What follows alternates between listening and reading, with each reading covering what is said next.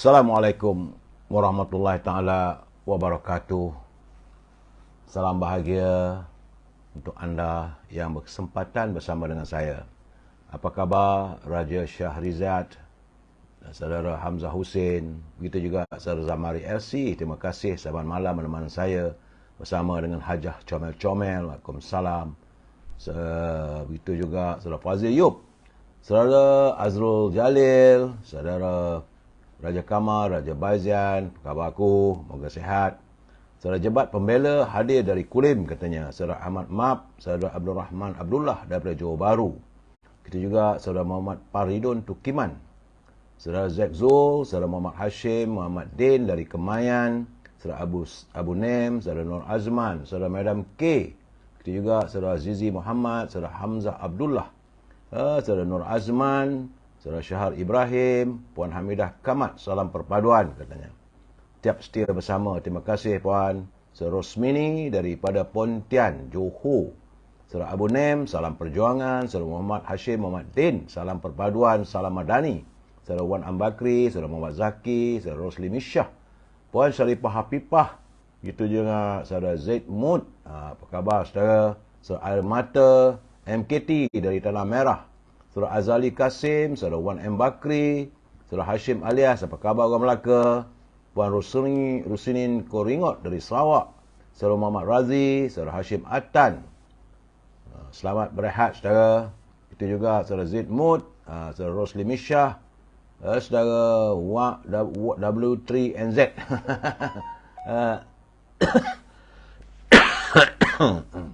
Saudara Syamsul Anwar, saudara bin Haji Asyad, saudara Hashim Atan.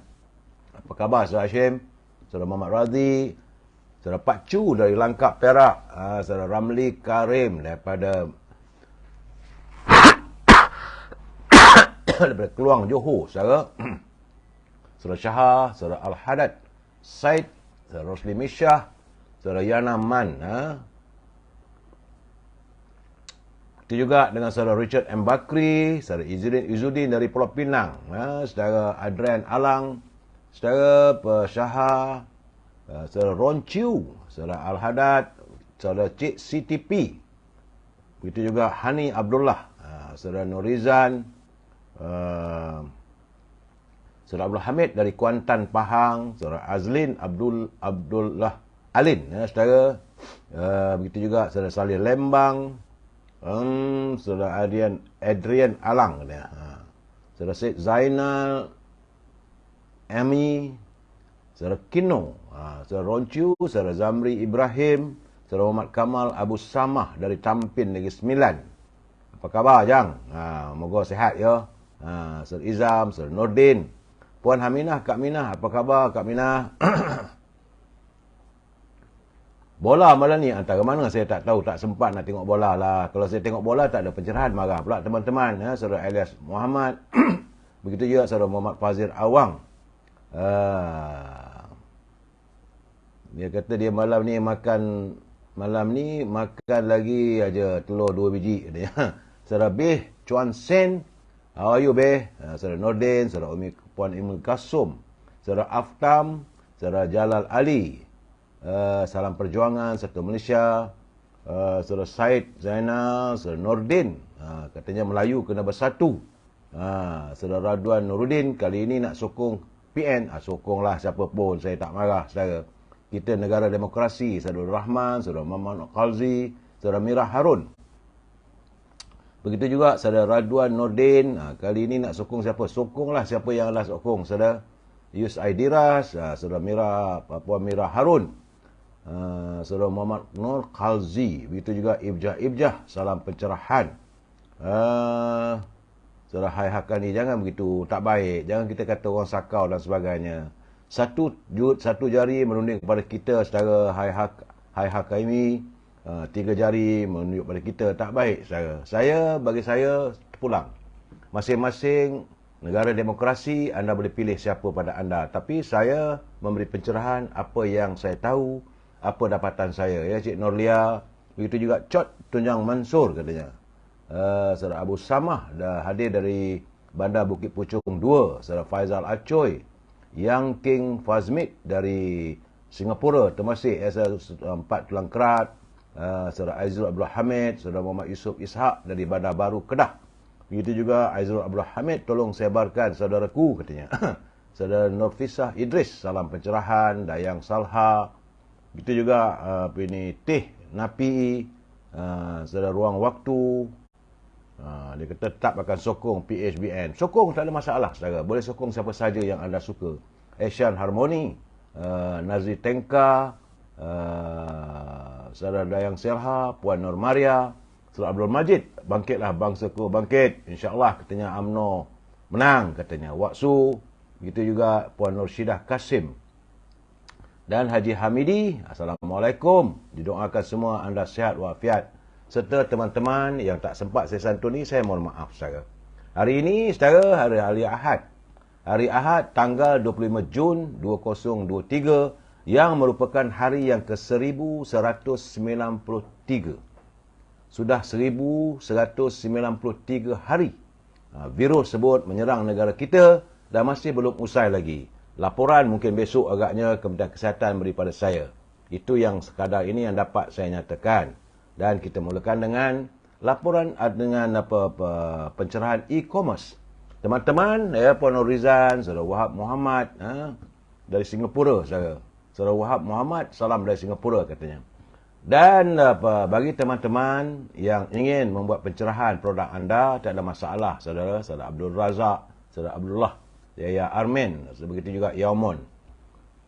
Untuk membolehkan saya mewawarkan produk anda, sila hubungi Al-Azhar di talian 011-330-41241. Al-Azhar dia memasarkan setangi Al-Baqur, iaitu seperti kemian bila dibakar, rumah kita harum semerbak. Ingat saudara, rumah yang wangi itu adalah kecintaan para malaikat. Ya, Puan Selamat Ahmad, Saudara Abdul Ghaffar Hamzah, salam dari Kuantan katanya. Azhar juga memasarkan minyak wangi dari tanah Arab yang dibuat berasaskan kepada pati kayu gaharu. Saudara Mat Kelana, salam, semoga saya walafiat selalu. Saudara Yusma, Saudara Syam Haji Nawawi, Saudara Wahab Zain. Saudara, selain daripada kalau anda tidak dapat menghubungi Al-Azhar, boleh hubungi Siti Farehah di talian 0177114300. Perjuangan kebenaran katanya. Saudara Kamaruddin Osman hadir dari KP Negeri Sembilan. Kuala Pilah lah tu, saudara. Pendek-pendek. Belah Majid, terima kasih. Puan Nurid Rizwan, salam dari Kuantan, hadir dengan cuaca sejuk selepas hujan tadi. Alhamdulillah. Siti Farehah 0177114300 beliau memasarkan dendeng manis Siti Farehah. Masih ada lagi 1-2 hari je lagi, saudara. Cepat-cepat, kalau tidak nanti pesanan akan ditutup. Saudara, Siti Farehah juga memasarkan simpulan kasih Cik Siti. Dan untuk popiah sira, saya tengok penjelasan dalam Facebook, dalam media sosial, katanya popiah sira ini dah letih.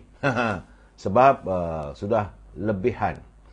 Sebab itu saya kata, tahu dulu saya pesan dari awal. Bagaimanapun anda boleh memesan, tapi produk tersebut apakah sempat dihantar sebelum hari raya, wallahualam bisawab. Anda boleh menghubungi saudara Nizam di talian 094351203. Itu untuk popiah sira Lady Maria. Rasanya rangup, pedas dan manis. Untuk teman-teman yang nak berniaga, tak ada produk, ada produk. Puan Roschun menyediakan produknya, iaitu makanan sihat berasaskan oat. Boleh hubungi beliau di talian 012-257-5917 kerana Puan Roschun sedang mencari teman-teman untuk menjadi ejennya, saudara. Ini makanan khasiat. Baik untuk mengenyangkan perut, meningkatkan tenaga, sebagai mengurangkan masalah sembelit, mengimbangkan tahap kolesterol dan mengimbangkan nutrisi dalam badan. Hubungi Puan Roschun untuk menjadi ejen, tak ada kena bayaran pun, saudara, di talian 012-257-5917. Itu saja, saudara. Terima kasih kerana memberi kesempatan pada saya mewawarkan produk teman-teman kita yang nak berniaga. Saudara Odin Syahari, Saudara Haji Osman. Apa khabar, Tuan Haji? Saudara Abi Aidin, salam pencerahan, salam madani dari Kempas, Johor Bahru. Begitu juga Puan Nuriza, Saudara Khai Abdul Rahman, hadir dari Pasir Mas, Saudara Iskandar Al-Fatih. Waalaikumsalam, terima kasih Saudara Abi Aidin, saudara. Begitu juga Puan Azizah Jin, Saudara Muhammad Hambali Yaakob, Saudara Firdaus Zahid. Saudara, kita masuk segmen naluri kehidupan, saudara. Kerana daripada ayah Saudara Ayyad bin Himar Al-Mujashya radhiyallahu anhu berkata bahawa baginda Nabi Muhammad SAW bersabda, penghuni syurga itu terdiri daripada 3 golongan. Pertama, iaitu penguasa yang adil, suka bersedekah dan diberi kurnia taufik Allah. Kedua, seorang yang penuh kasih sayang dan lemah lembut kepada setiap kerabat dan sesama Muslim. Dan yang ketiga, seorang yang suci dan miskin, namun dia menjaga dirinya dari meminta-minta. Ini hadis riwayat Muslim yang ke-2865. Statusnya adalah hadis sahih, saudara. Ingat, saudara, saya bukan da'i, saya cuma membaca kiriman teman-teman. Jadi pengajarannya, saudara, antara golongan yang akan menjadi penghuni syurga nanti ialah penguasa ataupun pemimpin yang adil. Dan mereka sentiasa pemurah dan sentiasa bersedekah dan diberikan kurnia taufik oleh Allah dalam menjalankan tanggungjawabnya. Itu golongan pertama. Golongan kedua adalah orang yang memiliki sifat kasih sayang dan sentiasa berlemah lembut kepada setiap kerabat, juga sesama Muslim yang lain.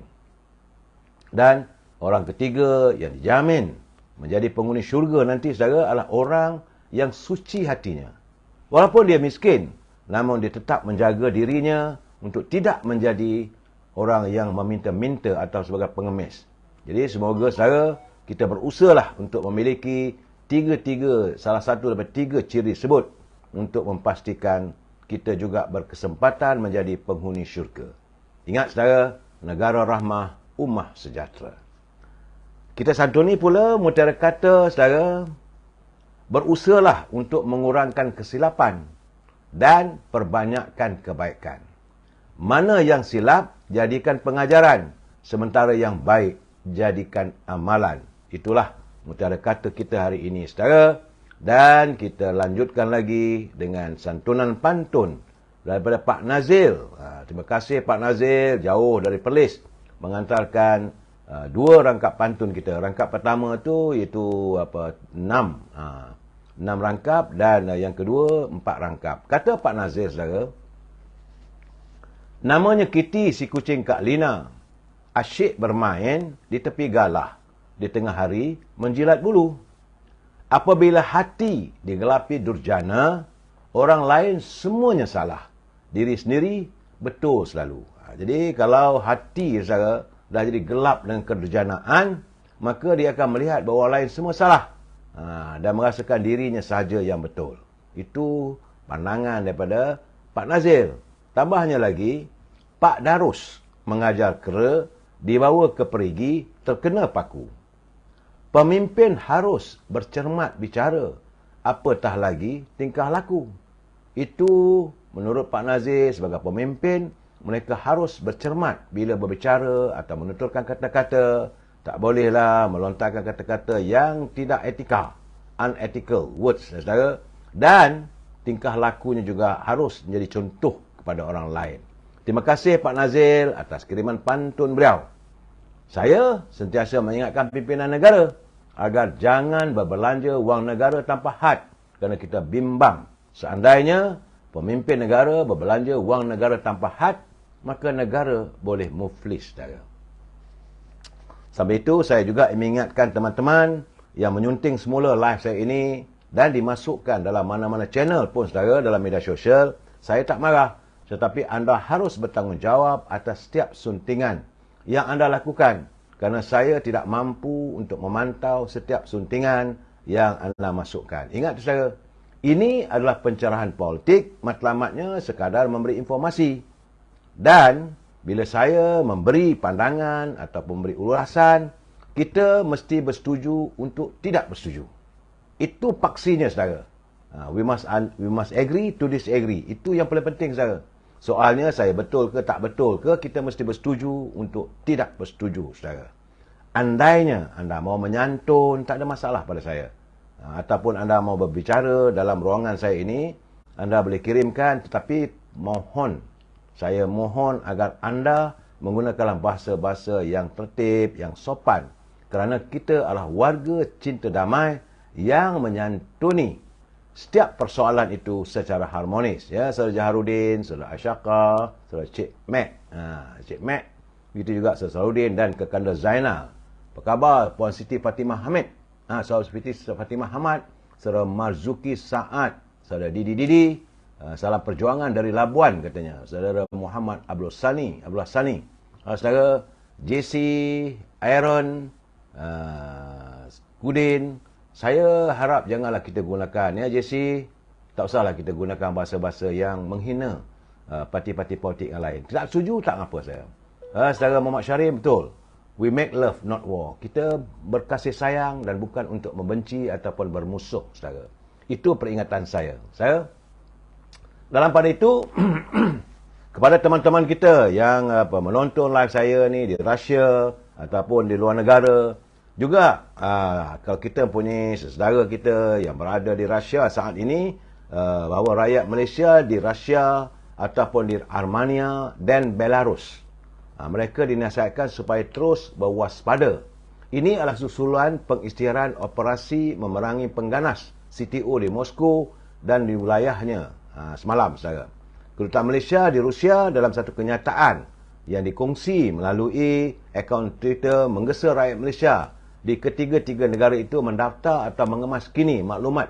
Saudara, kalau bila saudara berada luar negara, selalulah cari nombor telefon ataupun line internet pejabat kedutaan, laporkan saudara. Kerana ini penting, bila sesuatu berlaku itu senang pejabat kedutaan kita mencari kita kalau kita berada dalam suasana yang tidak menentu, saudara. Ini untuk di Rusia, saudara, kedutaan Malaysia di Moskow, iaitu MW Moskow akln.gov.my. Nombor telefon di Moskow, saudara, adalah campur 7 495 419 9898. Kodnya kod campur 7, saudara, 906 ataupun 906 746 1333. Itu boleh menghubungi pejabat kedutaan kita di Moskow. Ini penting, saudara, bagi memastikan maklumat yang berkaitan dapat dikemas kini tentang kedudukan anda di Moskow. Kerana sekarang ini pihak kedutaan sedang memantau dengan teliti keadaan semasa di negara itu dan menggesa semua rakyat Malaysia, khususnya para pelajar di Moskow, di Kursk, di Saint Petersburg dan Volgograd, supaya sentiasa berwaspada dan bertenang serta menghadkan pergerakan di luar rumah dan mengelakkan kawasan sesak, kerana ini boleh membawa dan sentiasalah membawa dokumen peribadi, pasport antarabangsa, dan memastikan dokumen perjalanan adalah sah serta mudah diakses. Ini saya nak bagi tahu pada saudara kerana kedudukan di Moskow hari ini sebagaimana kenyataan Menteri Luar Datuk Seri Dr. Zamri Abdul Kadir, kementerian sedang memantau dengan teliti situasi di Rusia susulan pergolakan yang disebabkan pemberontakan bersenjata antara anggota tentera dia dengan pimpinan Putin, saudara. Itu Prigozhin. Prigozhin dari Belarus sedang berusaha untuk mendamaikan dua-dua pihak tersebut, saudara. Bagaimanapun menurut dari Moskow, Yevgeny Prigozhin, itu ketua kumpulan tentera swasta Wagner, katanya telah pun mencapai kata sepakat, tapi belum tahu lagi, saudara. Kerana ini hasil daripada pengantaran Presiden Belarus Alexander Lukashenko semalam, saudara. Pagi tadi Putin memaklumkan rakan sejawatnya dari Belarus mengenai situasi di Rusia, mengenai kumpulan Wagner. Ada pemberontakan di sana, saudara. Moskow ataupun Rusia terdedah dalam peperangan dengan Ukraine, dan mereka juga di negara mereka sekarang ni terjadi pemberontakan tentera. Itu keadaannya. Jadi terus berhati-hati. Ya, saudara. Saya tadi sempat awal pagi tadi minum secangkir kopi. Sesi secangkir kopi antara saya dengan teman-teman waktu kami belajar di Kolej Sultan Abdul Hamid. Jadi salah seorang teman saya dia kata, kenapa tidak? Saya mesti menyatakan setiap malam tak apalah dia kata. Kalau saya selalu memberi peringatan tentang kedudukan penyakit-penyakit yang melanda negara kita, saya perlu mewawarkan iaitu 5 prinsip rukun negara supaya rakyat tahu. Sebab bila bimbang kerana hari ini kita merasakan bahawa warga kita semakin jauh dengan rukun negara. Macam di Indonesia dia mempunyai Pancasila. Kita juga ada rukun negara. Pancasila pun mempunyai 5 perkara dan kita punya rukun negara pun 5 perkara saya. Pertama iaitu kepercayaan kepada Tuhan. Jadi setiap warga mesti percaya pada Tuhan. Negara kita tidak mengizinkan warganya menjadi etis yang tidak percaya pada Tuhan. Soalnya agama apa pun tak kisah asalkan mereka mesti percaya pada Tuhan. Yang kedua, kesetiaan kepada raja dan negara. Itu paling penting. Mesti setia pada raja kita dan setia pada negara. Jangan membuat onar, jangan membuat culipan-culipan yang bukan-bukan, jangan menghina istana. Itu tidak setia namanya. Jadi setiap warga kita kalau memegang pada prinsip rukun negara, mestilah setia pada raja dan negara. 3, kena ingat, kena insaf tentang keluhuran perlembagaan. Sebab negara kita ini mempunyai perlembagaan yang wajar dan harus ditaati saudara. 4, kedaulatan undang-undang. Negara kita ada undang-undang yang perlu disantuni dan mesti didaulatkan undang-undang. Dan yang kelima adalah kesopanan dan kesusilaan. Warga kita, selalu saya katakan macam warga cinta damai, kita harus sopan, kita harus menyantuni dengan penuh kesusilaan saudara. Dan bila saya berbual waktu pagi tadi, teman-teman memberi pandangan pada saya. Suka juga saya 2 bulan sekali minum kopi, secangkir kopi dengan teman-teman yang sama-sama belajar di Kolej Sultan Abdul Hamid. Semua dah usia 60 tahun ke atas. 66 dan 67 tahun. Jadi mereka sudah masak dengan kehidupan. Jadi mereka memberi gambaran pada saya, pertama sekali kegusaran mereka apabila mereka bertanya pada saya, apakah dasar luar negara ataupun foreign policy negara kita? Kerana sejak Yang Muhammad Perdana Menteri dan Sultan Ibrahim berada di anjung kuasa, masih belum dinyatakan dasar luar negara kita. Apakah foreign policy kita? Itu yang tidak dapat dihayati. Kerana menjadi kelaziman selalunya saudara, setiap ketua-ketua kerajaan di mana-mana negara pun bila mereka berada di anjung kuasa, mereka akan mengisytiharkan ini dasar luar negaranya. Kita masih lagi tercari-cari apakah dasar luar negara kita dan tidak dijelaskan.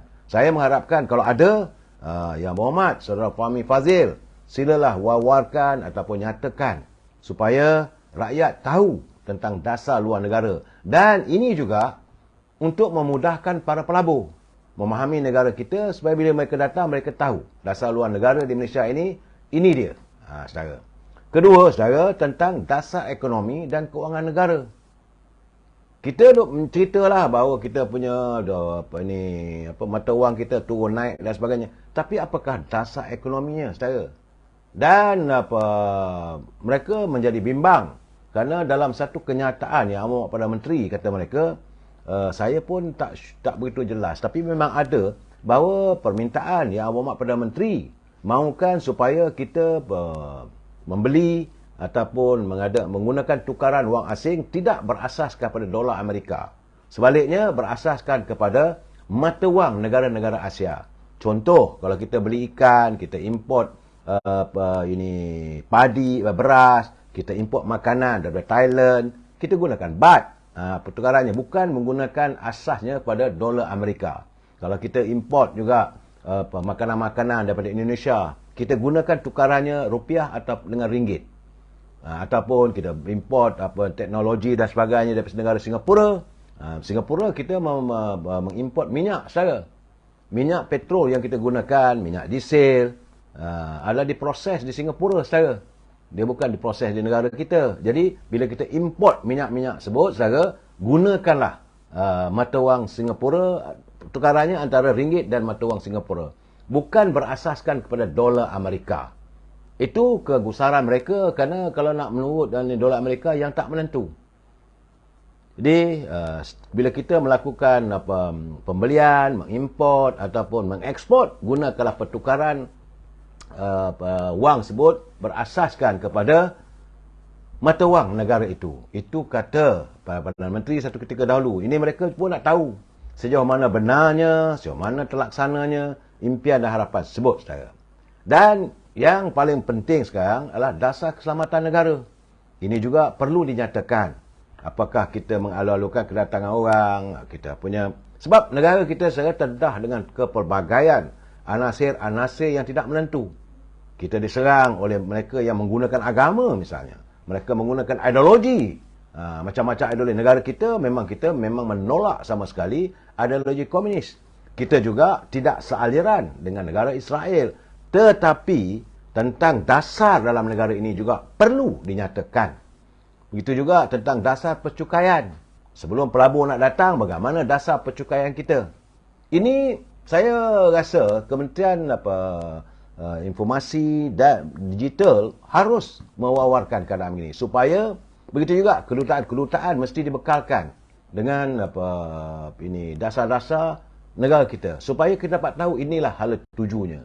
Itu pandangan teman-teman saya. Mereka biasa menjadi pegawai di kedutaan, menjadi orang korporat, menjadi pegawai tinggi kerajaan, tapi dah pencen lah saudara. Jadi mereka menzahirkan kepada saya, dia kata, saya mesti menyatakan soal ini dalam siaran saya, kerana kita masih lagi dalam keadaan yang samar-samar. Saudara Puan Aisyah, maaf dia di Ibu Tunggal, dia dah mohon bantuan saudara. Saya tak boleh nak buat macam mana Puan Aisyah. Puan Aisyah nanti dulu, siap. Kalau saya nak tolong pun, saya boleh bantu, hanya nombor telefon tak ada di sini pula puan. Macam mana saya nak buat? Ada nombor telefon, dia cuma bagi nombor akaun bank. Saya tak. Kalau saudara minta bantuan kawan-kawan, hanya sekadar memberi akaun bank, saya tak boleh nak layan. Kerana kita khawatir, kita bimbang, saya tak mau bersubahat dengan keadaan. Saya tahu Puan Aisyah sukar, tapi kalau nombor telefon supaya mereka boleh menghubungi anda. Ya saudara? Selamat malam, saudara Haris Bank. Haris Bank Abdullah. Terima kasih. Saya memberi teguran ini, saudara. Kemudian begitu juga tentang dasar percukaian negara. Berapa dasar yang perlu kita terjemahkan. Dan begitu juga, teman-teman, kita berbincang. Kami menzahirkan kebimbangan tentang semakin lunturnya kecintaan warga bangsa kita. Terutama anak muda terhadap kedaulatan bangsa Melayu. Ini kita bimbang kerana anak muda sekarang macam seolah tak ambil kisah. Kemana negara akan pergi kalau anak-anak muda, generasi muda ni yang habis sekolah hanya memikirkan soal untuk meneruskan kehidupan, mencari kehidupan, sedangkan semangat iaitu roh perjuangan bangsa itu tidak ada dalam diri mereka. Ini keadaannya, saudara. Dan paling penting, kita harus menghayati tentang soal kontrak sosial, perjanjian Joslat dan juga 7 wasiat Raja-Raja Melayu. Saya dah baca dulu 7 wasiat itu, saudara. Tapi teman-teman minta saya baca lagi, saya kata nantilah. Bila ada waktu ke lapangan, saya akan baca. Dia kata perlu diwawarkan. Soal rukun negara, kita mesti pertahankan dan hayati. Dulu memanglah di sekolah, memang anak-anak dididik dengan rukun negara. Tapi sejauh mana mereka menghayati tentang rukun negara ini dan dijadikan sandaran untuk jati diri dalam jiwa mereka, untuk kasih dan sayang pada negara dan bangsa kita, saudara. Dan paling penting sekarang ini, kerunsingan teman-teman saya itu juga ada. Saya kata mereka menzahirkan pandangan betul juga, iaitu tentang dasar pendidikan yang perlu segera diterjemahkan dasarnya, saudara. Jangan terikut-ikut, sebab sekarang ni kita lihat banyak menteri bercakap soal Tibet. Apakah dasar pendidikan kita soal Tibet? Sedangkan Tibet itu sekarang ni, saudara, macam mana kita semua tahu, bagaimana MARA telah pun mewujudkan institusi yang lebih terkehadapan dalam menawarkan pelbagai program Tibet. Termasuklah yang berteknologi tinggi seperti aerospace, robotik, MRO kapal terbang, itu maintenance, repair and overhaul. Untuk bekerja dengan sektor di kapal terbang, itu Internet of Things, IR 4.0, dan kereta api, kimpalan, elektrik, perkapalan, otomotif, sehinggalah kepada bidang hospitality, kulinari, dan aspek pendawaian dan bakery. Semua itu ada dengan MARA. MARA mempunyai MARA IKM, Kolej Kemahiran MARA, KKTM, dan MARA Japan Industrial Institute. Itu MEJI yang menawarkan pelbagai bidang kemahiran. Jadi Kementerian Pendidikan harus tidak terikut-ikut dengan isu. Bila nak sibuk cerita pasal TVET, takkan Menteri nak cakap soal TVET. Menteri harus menjaga tentang dasar pendidikan negara. Jadi secara itulah keadaannya, yang bila kita memikirkan ada ruang yang sepatutnya negara kita memperjelaskan secara jelas dan tuntas. Bagi saudara Budin Pasarat, dia kata kena wujudkan juga mata pelajaran tata rakyat. Betul, saya bersetuju dengan anda. Dan Saudara Man Said mahukan supaya program latihan khidmat negara dikembalikan segera. Sebab inilah antara ciri-ciri kita nak membina generasi masa depan. Supaya mereka faham, mereka tahu tentang peranan dan tanggungjawab sebagai generasi masa depan negara, saudara. Jadi saya mengikut saudara Jamaliah Sabian, dia kata latihan khidmat negara perlu untuk lepasan sijil pelajaran Malaysia. Pulang pada kerajaan, pimpinan negara untuk memikirkannya. Saudara Abdullah Husin, terima kasih.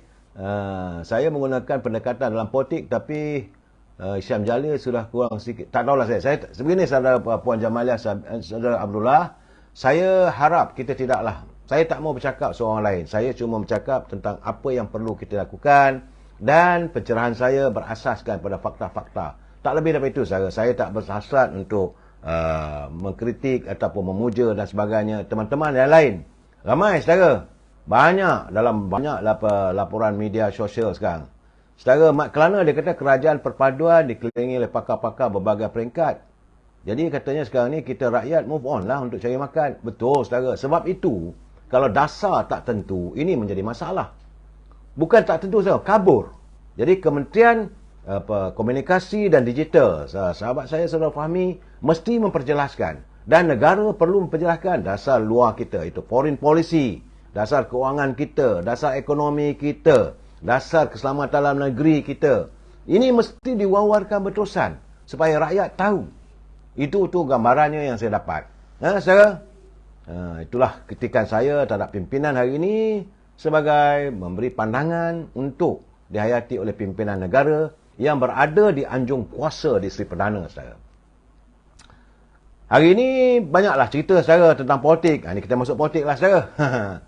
Bagaimana dikabarkan bahawa sekitar 50 orang ahli-ahli atau pimpinan daripada Parti Keadilan mengadakan Parti Keadilan PKR mengadakan pertemuan di Seri Perdana hari ini tadi jam 12.30 hari tadi, dan mereka membincangkan, katanya mereka membincangkan untuk tentang menghadapi pilihan raya negeri, di mana semua ahli Dewan Undangan Negeri, para senator, ahli parlimen dari parti-parti keadilan mengadakan pertemuan. Dia katanya penganut mesyuarat dipengusikan oleh Yang Berhormat Perdana Menteri sendiri, yang juga selaku Presiden PKR. Semalam Setiausaha Agung PKR Datuk Seri Saifuddin Nasution berkata PKR akan mengadakan taklimat khas berkenaan persiapan parti itu menghadapi pilihan raya. Namun begitu, menurut Yang Berhormat Perdana Menteri dalam pertemuannya dengan media tadi, saudara, selepas beliau melancarkan inisiatif Rakan Muda yang diberikan nafas baru di Universiti Kebangsaan Malaysia petang tadi, beliau menyatakan bahawa pertemuan membabitkan semua pimpinan PKR di Seri Perdana dengan tadi hanyalah sebagai satu taklimat biasa. Nothing special. Pulanglah, tak kisah. Jadi itu keadaannya. Sementara itu, saudara, ini kita harus melihat bagaimana pimpinan dalam pergerakan pemuda MCA, mereka agak tersinggung dengan kenyataan-kenyataan yang dilontarkan, di mana mereka akhirnya pemimpin pemuda MCA, saya rasa benda tak seharusnya berlaku. Kita dalam komponen Barisan Nasional sepatutnya menyatukan kesepaduan kita. Tapi pemuda MCA, kononnya lah katanya dalam keadaan sekarang ni, selaku Setiausaha Agung Pemuda MCA, Daniel Wah, dia menyarankan MCA tidak membantu mana-mana calon yang didakwa bersifat sombong sejak Barisan Nasional menjalin kerjasama dengan DAP. Saya nak jelaskan pada anda, Barisan Nasional tidak menjalinkan kerjasama DAP tapi dengan Pakatan Harapan. Dalam Pakatan Harapan ada DAP. Jangan mengatakan bahawa kita menyantuni mereka sebagaimana macam mana MCA dengan MRC dalam Barisan Nasional. Itu silap tu, saudara. Jadi memanglah saya dengarlah kenyataannya. Dia kata bagaimana selama ini MCA setia berpegang teguh kepada ikatan ukhuwah antara kalangan pemimpin parti-parti, dan kesetiaan MCA terjalin sejak lebih daripada 74 tahun. Waktu negara mencapai kemerdekaan, saya juga dengar dalam live yang disiarkan oleh Malaysia Gazette bagaimana mereka menjelaskan keadaannya. Begitu juga MIC.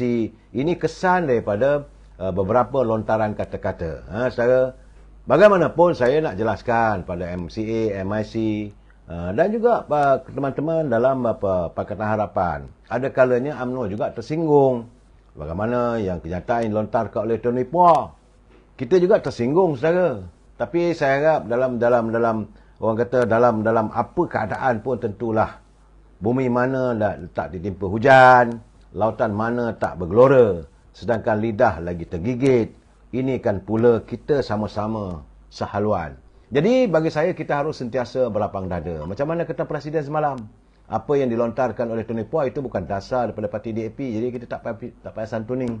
Dan begitu juga sesuatu yang menyentuh tentang dasar dalam Barisan Nasional harus diputuskan dalam pimpinan. Kita ada presiden parti dalam Barisan Nasional. Seharusnya tidaklah kita perpanjangkan persoalan itu saudara. Tapi hari ini saudara, dalam Ikatan Pakatan Harapan, perpaduan kerajaan perpaduan untuk menghadapi pilihan raya negeri di 6 buah negeri, Presiden amanah Datuk Seri Mohamad Sabu setakat ini masih belum jelas berapakah sebenarnya kerusi yang bakal ditandingi oleh parti tersebut dalam pilihan raya negeri, terutama di Selangor. Namun beliau mengesahkan, ini khusus di Selangor, beliau akan berusaha untuk mempertahankan mana-mana kerusi yang dimenangi oleh parti amanah katanya. Tapi beliau tidak pasti jumlah kerusi yang tandingi sebab belum ada mesyuarat khusus. Tapi katanya sekurang-kurangnya mana kerusi yang kita menang, kata Abang Mat, kekallah pada amanah. Saudara. Jadi apa-apa pun, apa yang tambah atau kurang akan ditentukan oleh kepimpinan Majlis Presiden Pakatan Harapan nanti. Itu katanya sewaktu ditemui di sempena ulang tahun Kompleks Sukan 89 Arena, saudara. Pada pilihan raya 14 dulu, saudara, amanah memenangi 6 kerusi Dewan Undangan Negeri di Selangor, iaitu Taman Templer, Ulu Kelang, Pandan Indah, Sungai Ramal, Seri Serdang dan Morib. Inilah 6 kerusi yang menurut kata Abang Mat Sabu, dia akan berusaha memujuk pimpinan presiden parti-parti yang akan mengadakan mesyuarat. Kalau tak dapat tambah lebih pun, sekurang-kurangnya pertahankanlah kerusi yang mereka menang. Itu kata Abang Mat. Tapi bagaimanapun terpulanglah pada Presiden Pakatan Harapan mengadakan pertemuan dengan Presiden Barisan Nasional, UMNO Barisan Nasional, dan beliau sendiri ada duduk dalam Majlis Presiden Parti, saudara. Itu saya nak jelaskan. Cuma hari ini saya agak tertarik hati, saudara. Selain kita menyantuni apa yang berlaku dalam parti tersebut, saya agak tertarik hati bagaimana Dr. Abu daripada Puncak Alam, dia menghantar satu kiriman yang agak menarik. Untuk kita fikirkan, saudara. Bukan nak mengutuk, saudara. Untuk kita fikirkan. Katanya situ istimewanya PAS. Saudara. Ketika bersama UMNO, katanya penyatuan umat Melayu dan Islam. Ketika bersama UMNO, dia kata itulah penyatuan umat Melayu dan Islam. Kemudian ketika bersama UMNO, katanya penyatuan antara Aus dan Khazraj. Masa boleh, masa tengah baik. Tapi ketika bersama DAP, katanya DAP itu hanyalah sekadar kafir zimmi. Ketika bersama dengan MCA, dia pun mengatakan bahawa MCA itu kawan kita. Tapi ketika bermusuh dengan UMNO, UMNO pun dikafirkan. Itulah keadaan saya. Ketika UMNO bersama kerajaan perpaduan, mulalah mereka menuduh katanya Pakatan Ahzab. Ketika pengikut Ustaz Ibrahim Libya terkorban, mereka mengatakan mati syahid. Ketika bersama kerajaan Perikatan Nasional, bila jumlah cabutan undi judi ditambah, mereka berdiam diri. Ketika bersama kerajaan Perikatan Nasional, mereka juga tidak menyarankan bagaimana arak jenis timah. Arak diberikan nama jenama Melayu, arak timah diberikan kebenaran pengeluarannya.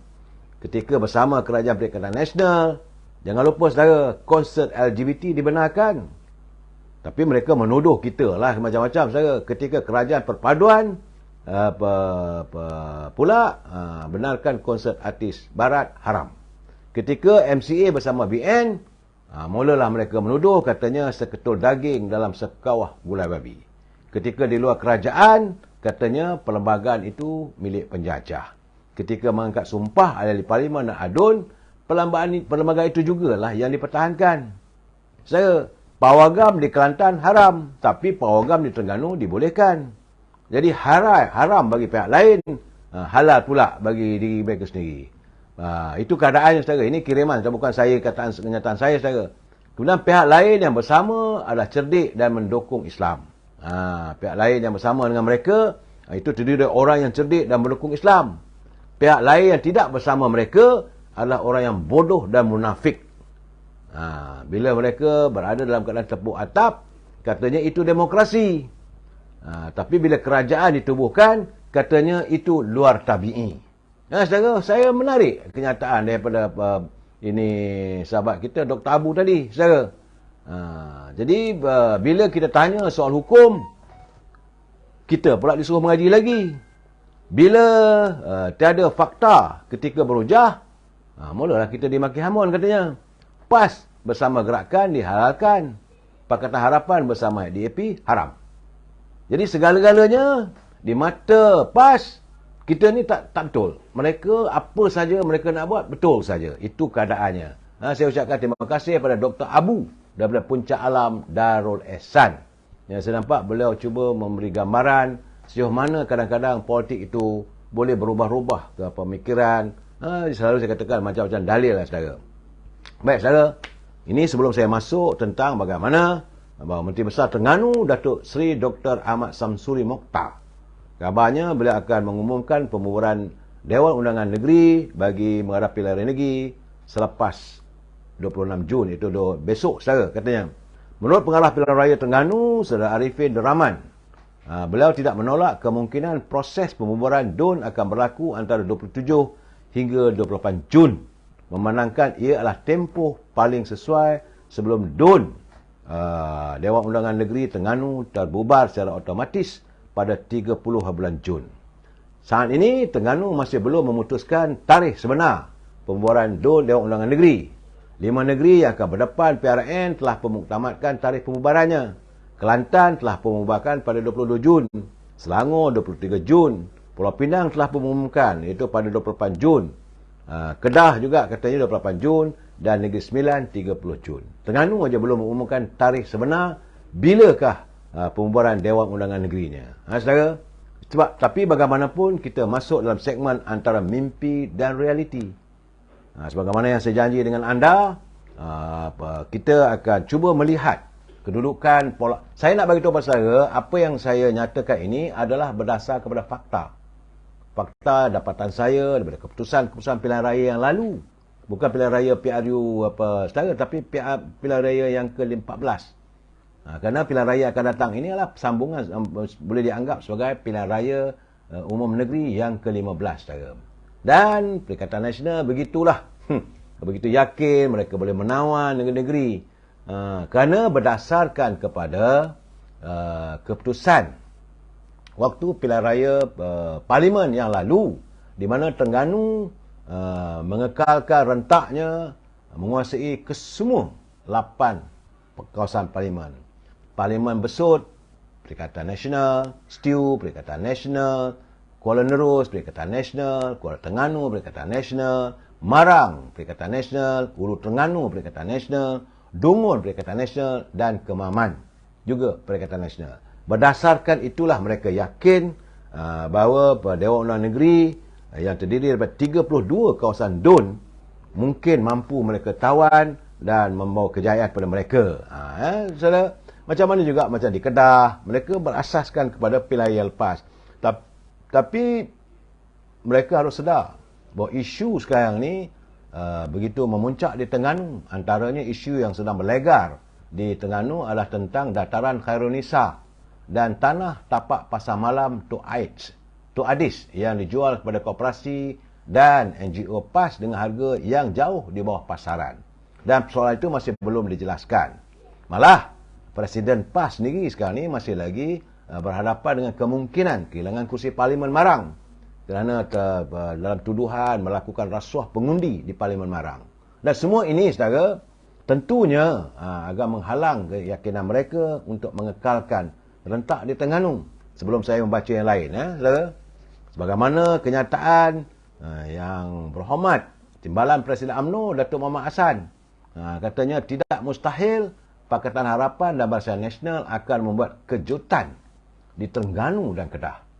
Ini kenyataan daripada Tok Mat, saudara, selaku pengarah pilihan raya. Baik, saudara, cuba kita lihat satu persatu. Bagaimana saudara, ini dapatan saya, saudara. Kita pergi pada N1 Kuala Besut. Kalau anda boleh catiklah, saudara. N1 Kuala Besut, pilihan raya yang lalu, calon daripada Barisan Nasional, iaitu Tengku Zaihan Cikgu Abdul Rahman.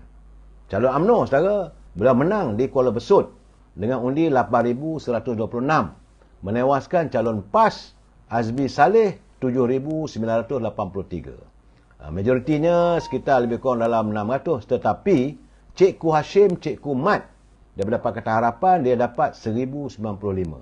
Kalau dicampur balik dengan UMNO, tentu situ 9,000 lebih.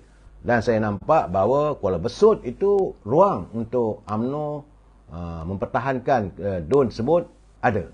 Begitu juga tapi di Kota Putra, saudara, di Kota Putra calon PAS tadi Muhammad Nur Khuzaini Abdul Rahman, dia dapat 9,704 undi, mengalahkan calon daripada UMNO iaitu Mat Mahdi Musa 8,523.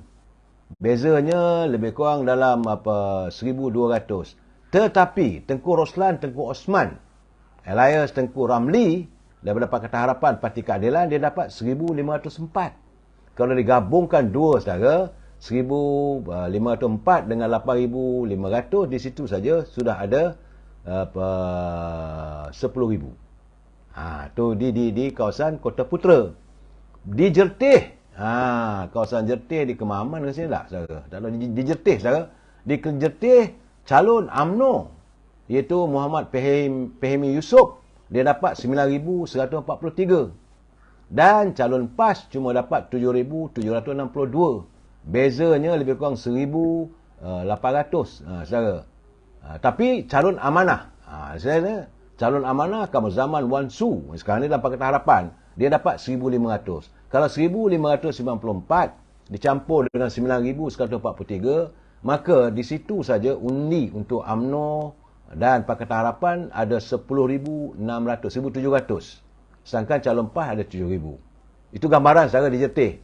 Di Ulu Besut, calon UMNO Tok Nawi Muhammad, dia dapat 8,045. Sedangkan calon PAS Mat Daik Muhammad dapat 6,576. Daripada Pakatan Harapan 860. Hanya untuk undi UMNO saja, kalau kekal situ aja, majoritinya adalah 1,500. Kalau campur balik 800, majoritinya 2,300. Itu di kawasan Ulu Besut. Bagi kawasan Dewan Undangan di Jabi, saudara. Di Jabi, Azman Ibrahim PAS dia dapat 8,061. Mengalahkan calon daripada UMNO, Muhammad Iskandar Jaafar, 8,006. Jadi bezanya, saudara, cuma 55 undi saja, saudara. Antara, ini kawasan Jabi, saudara. Dan calon amanah, iaitu Abdul Rahman Abbas ataupun Abdul Aziz Abbas, dia dapat 690. Bayangkan, saudara, Jabi adalah satu kursi yang agak menarik untuk kita lihat. Kerana majoriti yang diperoleh oleh PAS adalah 55 undi sahaja, saudara. Sedangkan calon yang dapat oleh amanah adalah 690. Di Permaisuri UMNO besar undinya. Abdul Halim Jusoh dia dapat 10,385. Dan Zul Bahari daripada PAS 8,415.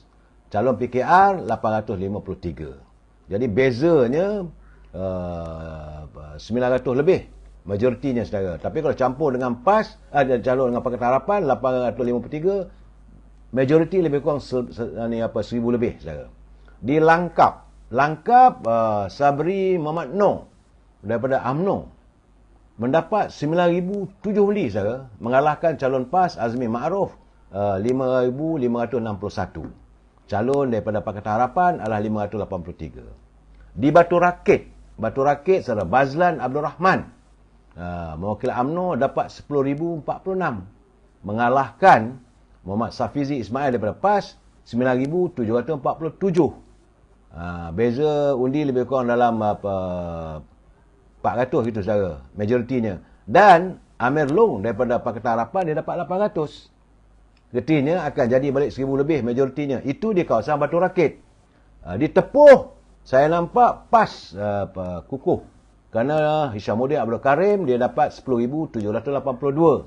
Calon Barisan Nasional itu hari UMNO 8,065. Kalau dicampurkan dengan Wan Hafizi Suzli daripada Pakatan Harapan 1,002, baru 9,067. Sedangkan PAS dapat 10,782. Itu kawasan Tepuh, saudara. Di Buloh Gading, PAS dapat 11,580, sementara Cik Mansur Saleh cuma dapat 7,000. Ini saya rasa ini mungkin PAS dapat mengekalkan rhythmnya dan mereka mampu mengekalkan sebab majoritinya tinggi, saudara, 4,000 lebih. Sedangkan calon daripada Parti Amanah cuma 894. Itu di Buloh Gading, saudara. Sementara di Seberang Takir, Dato' Ahmad Razif Abdul Rahman, ini mantan Menteri Besar Terengganu dulu, saudara, daripada UMNO, dia dapat 9,340. Mengalahkan saudara Muhammad Fazil Wahab dari PAS cuma 7,456.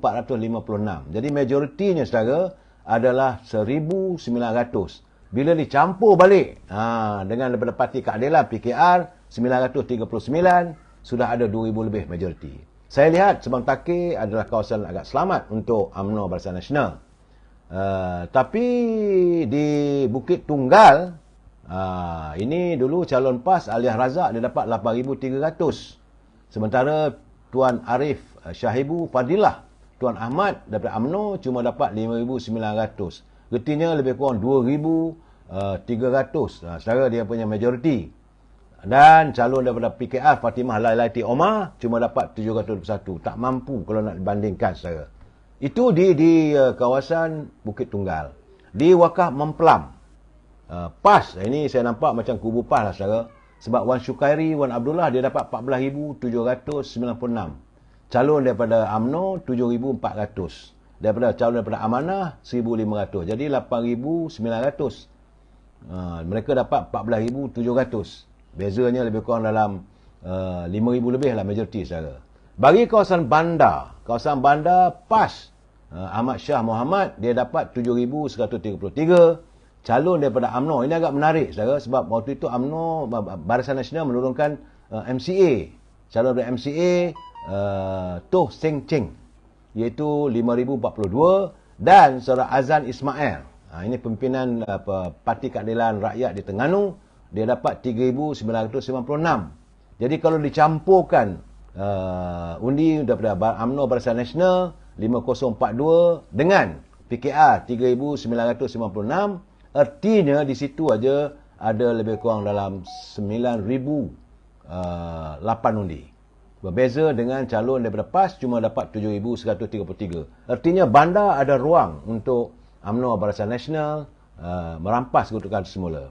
Bagi ladang juga agak menarik kerana Tengku Hassan Tengku Omar, PAS dapat 8,200. Calon UMNO Muhammad Sabri Alwi dapat 7,838. Tetapi calon Pakatan Harapan juga, kerana tiga penjuru, Pakatan Harapan dapat 2,800. Kalau 2,836 campur dengan 7,800, itu ada 10,600.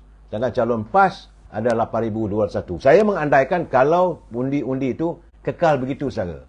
Mestilah ada yang turun naik dan sebagainya. Tapi kalau kekal begitulah pola pengundian, di ladang juga ada ruang untuk UMNO Pakatan Harapan mempunyai kemenangan di kawasan ladang. Bagi Don Batu Buruk, Batu Buruk ni, saudara, saya ingat lebih baik tak usah buang masa banyak sangat. Kerana Muhammad Khalid Abdul Hadi daripada PAS dia dapat 15,184. Calon UMNO Zamri Awang 9,800. 96, dan Raja Kamarun Bahrain Shah daripada Amanah 2,532. Kalau 2 dicampur 25 11 baru 12,300, sedangkan calon daripada PAS dapat 15,000. Untuk kerusi alur limbat juga sama saudara. Arifin Rahman daripada PAS dia dapat 13,300, Saiful Bahari Baharudin daripada UMNO 9,136, daripada PKR 1,492. Artinya 10,500, 10,600, sedangkan calon daripada PAS Arifin Rahman ada 13,000. Ini modal masing-masing bila nak masuk gelanggang nanti saudara. Bagi DUN 18, DUN Bukit Payung, PAS dapat 11,000. Zaitun Mak Amin daripada UMNO dapat 7,000. Aduh, 4,000 punya beza saudara. Calon daripada Amanah cuma mampu menggamit 1,000 undi saudara. Bagi Rurendang, Rurendang juga sama, iaitu Menteri Besar sekarang lah saudara. Menteri Besarnya Datuk Ahmad Samsuri Mokhtar, dia dapat 13,851. Nek Dir, ini dalam bahagian Kemaman, saudara cuma dapat 7,000. Dan calon daripada Amanah 729. Kalau campur dua tu baru dalam 8,000, sedangkan PAS dapat 13,000. 13,000 tolak 8,000, situ aja 5,000 majoriti saudara. Bagi Pengkalan Berangan P37, PAS dapat, ini menarik saudara. Apabila Sulaiman Sulung daripada PAS, dia dapat 11,896 undi. Calon UMNO Abdul Latif Awang 11,406. Bezanya lebih kurang dalam 490 undi. Tetapi ID Ahmad daripada Pakatan Harapan di situ ada 1,145. Ini agak menarik. Pengkalan Berangan saudara. Di Telemong saudara, Rozi Mahmat daripada UMNO dia dapat 9,407. Dan calon daripada PAS cuma mampu menggapai 5,248. Saya melihat Telemong ini is a kubu pada UMNO. Tak tahulah sama ada dikekalkan lagi Rozi Mahmat atau pemuka baru dan sebagainya. Wallahu a'lam bissawab saudara. Calon PKR cuma dapat 455. Di kursi Mane saudara, Mane PAS 8,716. UMNO cuma dapat Melayu Yusof Awang Hitam dapat 5,872. Amanah 422. Artinya bezanya saudara lebih kurang dalam 3,000 lah majoritinya saudara. Di Kuala Berang, PAS dapat 7,707. UMNO Tengku Putra Tengku Awang dapat 6,637. Lebih kurang 1,100. PKR dapat 969. It's a good fight. Agak ada ruang untuk pertempuran yang agak menarik untuk kita lihat di Kuala Berang. Bagi Ajil saudara, Ajil PAS dapat, ini menarik saudara, kerana majoriti tak banyak. Maliaman Kasim PAS dapat 8,132. Tetapi Ghazali Taib daripada UMNO Barisan Nasional 8,128. Iaitu bezanya saudara 14 undi. 14 undi saudara. Bezanya, majoritinya Maliaman Kasim PAS dengan Ghazali Taib daripada UMNO. Dan undi daripada Pakatan Harapan di situ ada 679. Agak menarik untuk dilihat kursi di Ajil saudara. Di Bukit Besi, UMNO dapat, ini pun menarik juga saudara. UMNO melalui Rosli Daud dapat 5,770. Dan Ghazali Sulaiman PAS dapat 5,724. Artinya majoritinya adalah 56 undi saja. Tetapi kalau Pakatan Harapan kekal 487, maka Bukit Besi ada ruang untuk UMNO Barisan Nasional mengekalkan keadaan. Rantau Abang, ini saya ingat jangan buang masa banyak sangat. Kerana Alias Harun daripada PAS dia dapat 12,287. Sementara UMNO cuma dapat 7,835. Pakatan Rakyat cuma 939. Campur dua tu baru 8,700. Sedangkan PAS ada 12,000 modalnya. Di Surah saudara, juga Wan Apendi Wan Nek dapat 12,500. Calon UMNO Zainul Abu Bakar cuma 5,000. Kalau campur dengan calon Amanah itu hari 2,300 baru 7,600. Jauh 5,000 lah saudara. Di Paka pun lebih kurang sama. Saiful Bahari dapat 11,800. Tengku Hamzah, Tengku Draman 8,400.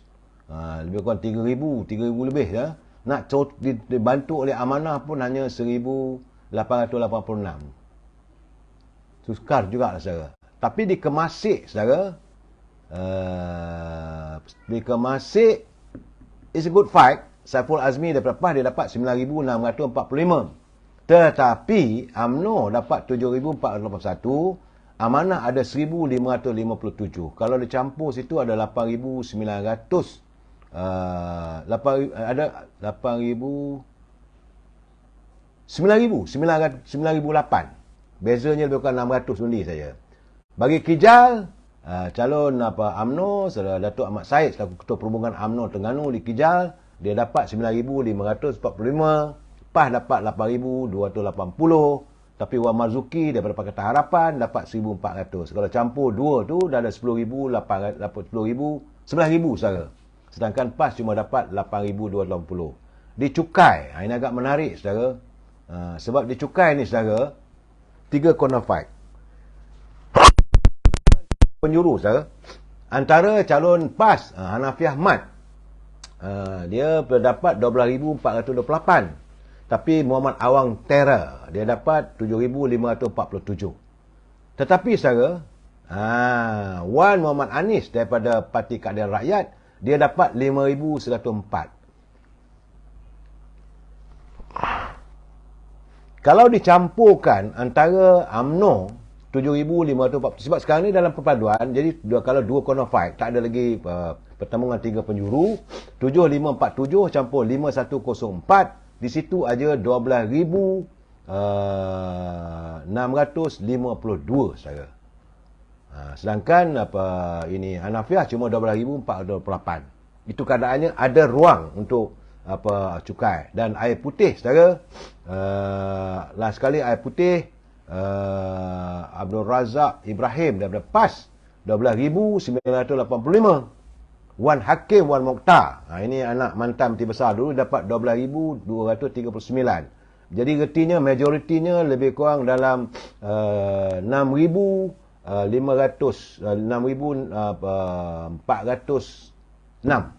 Tetapi Mak Zukri Akashah daripada PKR dapat 2,195. 600 campur dengan 12,000, 2,000 retinya ruang untuk air putih. Retinya Kemaman. Sebab itu saya kata saya dah pergi ke Kemaman. Kemaman mempunyai ruang untuk UMNO bertapak semula. Bagaimanapun, sekali lagi saya nak jelaskan pada pimpinan UMNO bahawa apa-apa pun di Terengganu, memang ruang untuk mereka kembali berkuasa di Terengganu ada. Tetapi rakyat Terengganu nak tengok calonnya. Kalau calonnya masih lagi yang dulu yang kalah apa semua, turunkan balik, tak embuhlah jawabnya saudara. Perlu diadakan satu islah dalam kepimpinan baru di Terengganu, dan warga pimpinan UMNO Terengganu jangan lagi dilihat sombong. Itu je penting saudara. InsyaAllah memang besok saya akan membicarakan soal apa pula kedudukannya di negeri Kedah Darul Aman. Jumpa lagi besok saudara. Wabillahi taufiq wal hidayah. Assalamualaikum warahmatullahi taala wabarakatuh. Selamat malam.